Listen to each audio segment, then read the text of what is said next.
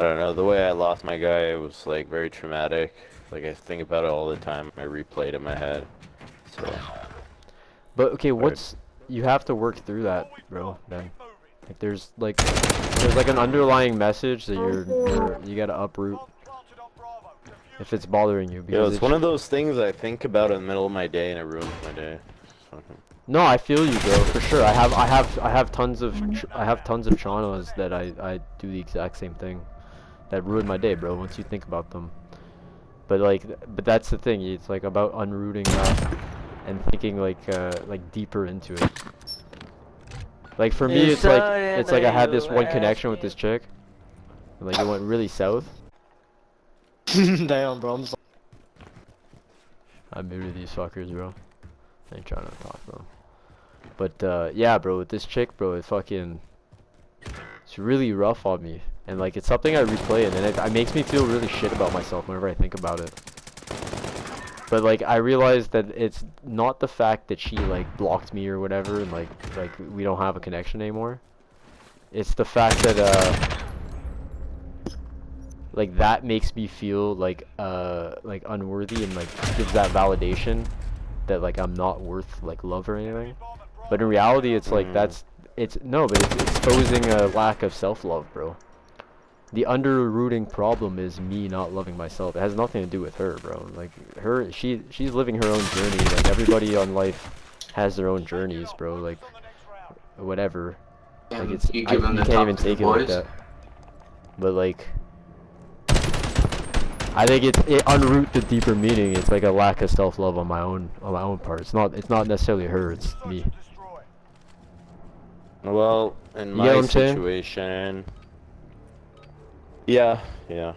It's Like, just yeah, I don't think I you don't should feel know. In my guilty for your dog. Like, what is it that like really fucking like, bro? It was completely out of your I control. always His told health. myself when I had a dog I would never put him down. Like, want him to go on the board, you know? I could never imagine like being the one to say like kill him. And I come home from work and he's feeling sick and stuff, so I pick him up and I like drive him to the vet. And then like they call me and they tell me, oh, he has internal bleeding in his stomach, and he's not gonna make it. You need to come say your goodbyes. But like, just like that. So like, just like that. Are you still here talking? And then I show up and they put him. It was at the beginning of the COVID. They bring him out on a stretcher. They tell us we're not allowed to come in. Only one of the people in the family. And so I had to like say my goodbyes there.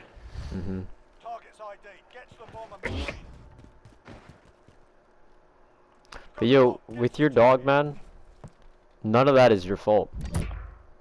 There's nothing you could have done about that, bro. There's like no at all. Yo, you trying to leave the game, bro?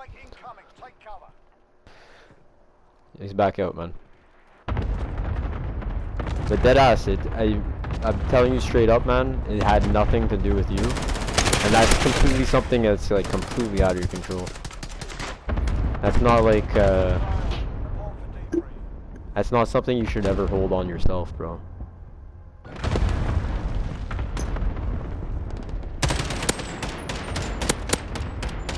Like same, bro. I remember like when I lost my I pops, have bro. to like be the one to tell him, no, it's gonna be okay, and No, dude, I remember he's when I lost my worried. pops, bro. I felt like I had like I was even like responsible to a certain extent.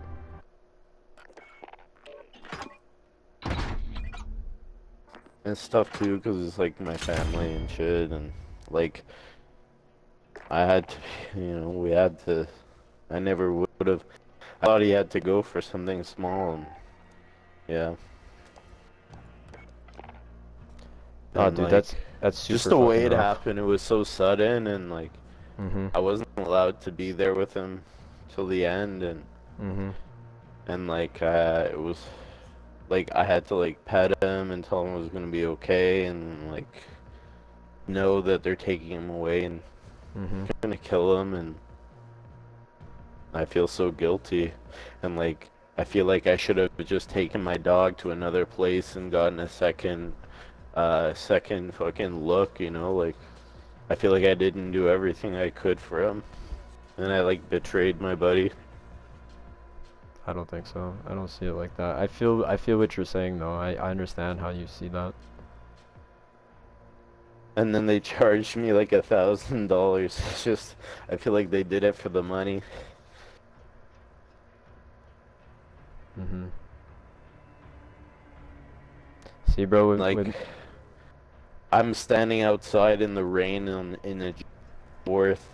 They take my dog away, and it's raining, it's pouring outside. I'm not allowed to be inside, and I just see like the people at the front desk just chit-chatting to each other, laughing. They're looking in my direction, so I think they're laughing at me, you know, Mhm.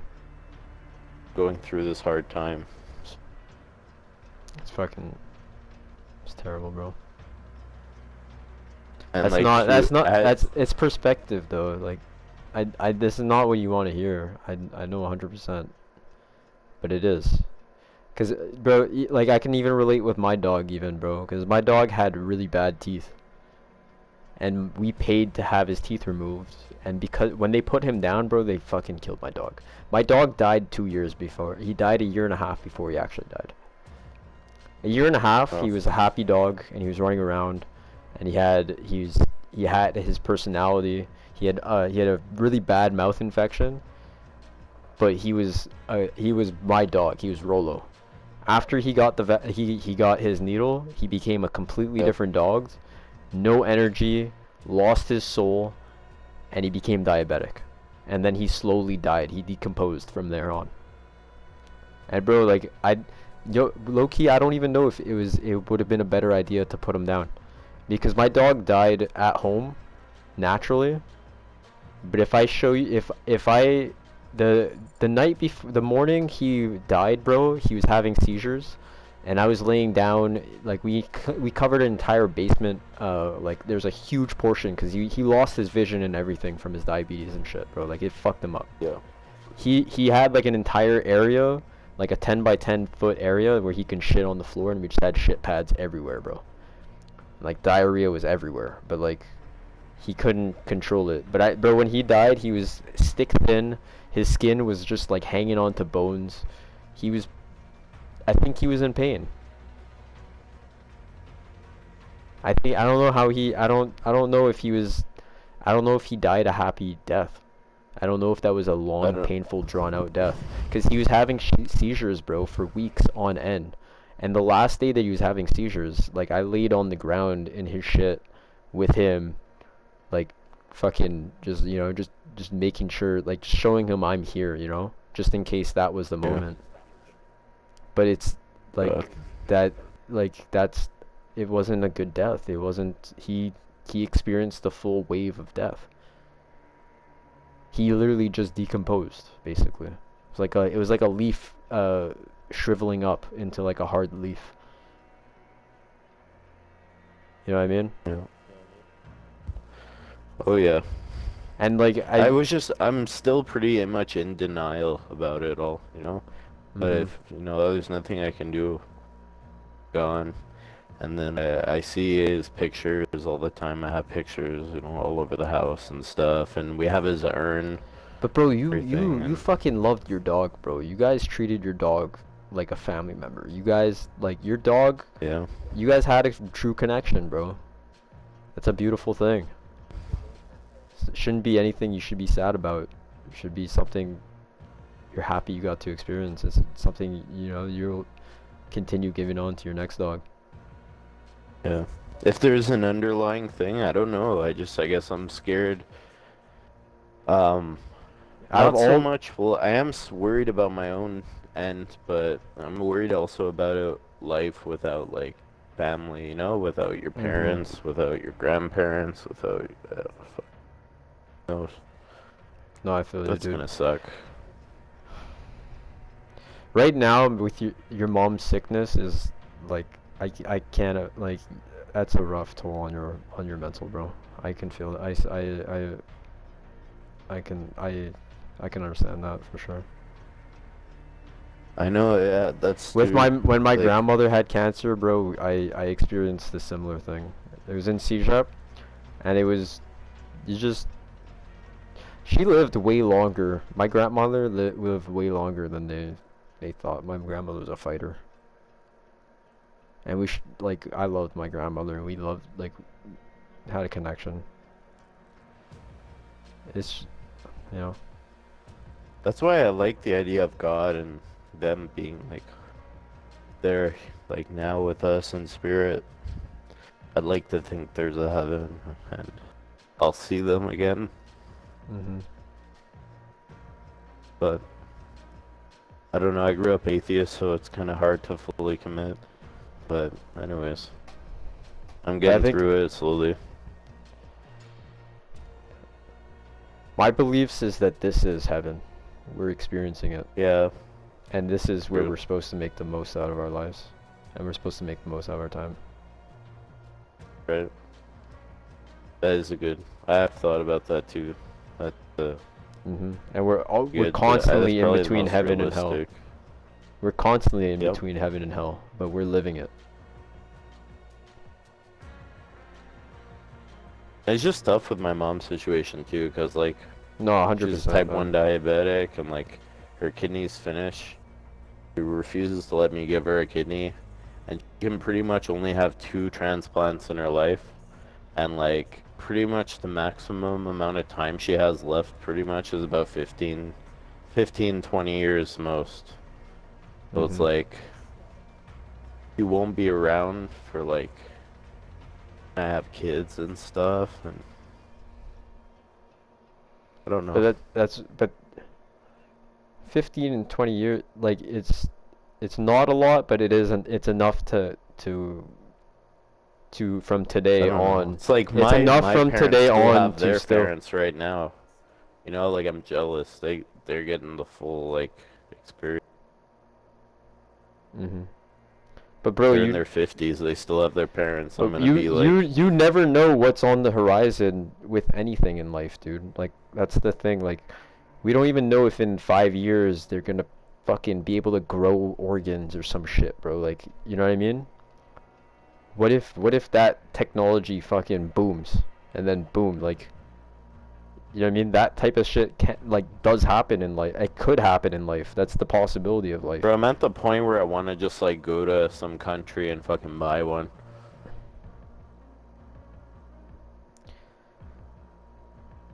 Yeah, unfortunately, but it's what it has to be. Oh, I feel that. Bro, Otherwise, the I waiting think list is so long. it's you take advantage of but maybe like this type of stuff,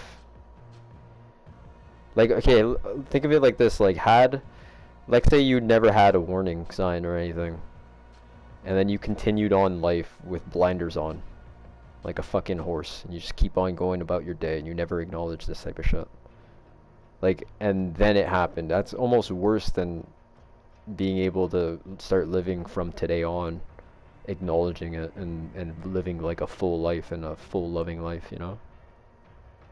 I know, but you also feel guilt if you're not able to do everything you can to help.